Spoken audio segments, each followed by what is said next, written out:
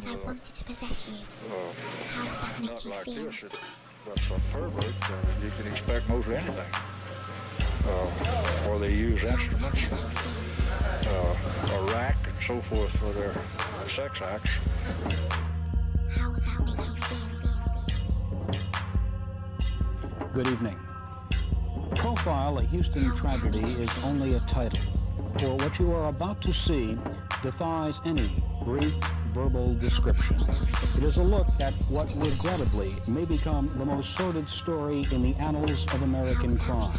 Perhaps as many as 30 teenage boys brutally tortured, murdered, and buried in and around the Houston area. I'm David Glott.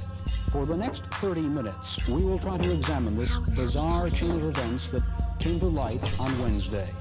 At that time, developments were already beginning to piece together, and law enforcement officials were beginning to feel pangs of horror. Their worst fears would be realized. Eyewitness News correspondent Larry Connors has covered the story since that first night. David, this entire story of sadistic homosexual slayings would almost appear to be fiction, scripted with the full intention of shocking readers over and over again. It's that hard to believe.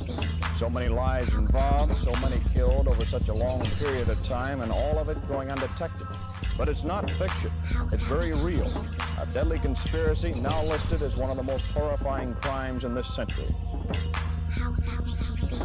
An innocent-looking Pasadena home, but some of the people who went in were carried out in plastic bags. They had been murdered. Death in most cases came after the victims had been subjected to various sex acts and torture. The victims were all boys in the early to mid-teens who allegedly had been lured into a death trap by this young man, 17-year-old Elmer Wayne Henley. It was Henley who unveiled this secret of mass killings and led police to the graves of the dead. Henley called the police to the home of Dean Corll. He said he killed that Pasadena resident. Henley said the 34-year-old Corll had talked about killing several young men and burying them in this boat storage in South Houston. Henley said he and two other young people were intended victims Wednesday morning. At that time, they had passed out at Corll's house after an all-night party. I woke up and he was clamping handcuffs on me. I was laying on my stomach. The other two were on their stomach, and they were handcuffed and their feet were tied. I can't remember whether he tied my feet afterwards or they were tied when I woke up. I'd torture him if he'd let me go. Was he gonna, would he want you to kill them then? To begin with, he wanted to kill me. He was mad because I brought the chick over there. The chick wanted to run away from home, and I was going to travel with Dean. I thought it was safe. I didn't know no better. Henley said Corll did turn him loose, and then he described what happened next to the others, another young man and a teenage girl. He let me up and took them into a bedroom and strapped them to the board. Strapped Tim on his stomach, spread eagle on the board, and strapped Rhonda beside the board beside Tim on her back. First he wanted Tim to take Rhonda, but Tim couldn't or he wouldn't or something. And so he wanted me to take her, and he was going to mess with Tim. Henley said at one point, Corll put down his gun. He picked it up, ordered Corll to release the other victims, but he refused. And Henley says he shot Corll repeatedly. Henley's initial story makes it sound as if he were in effect a hero. But police suspicions were confirmed the next day. Henley said he had been involved in the murder and burial of some victims found in the dirt floor of this storage shed.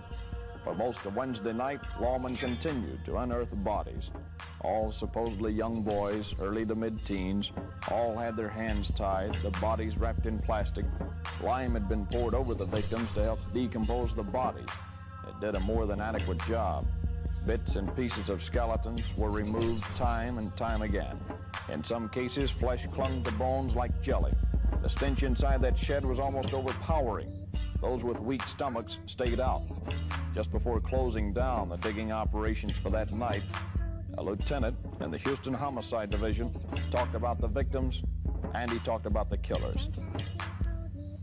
How would you classify this series of crimes? Just like I said a while ago, a hell of a sadistic type of a clown that'd pull something like this. And you think most of these victims are young boys? I'm pretty reasonably sure they are.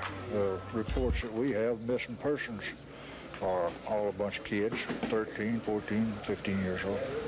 The death site and the grave site itself appears tragic enough, but do you think many of them went under any torture?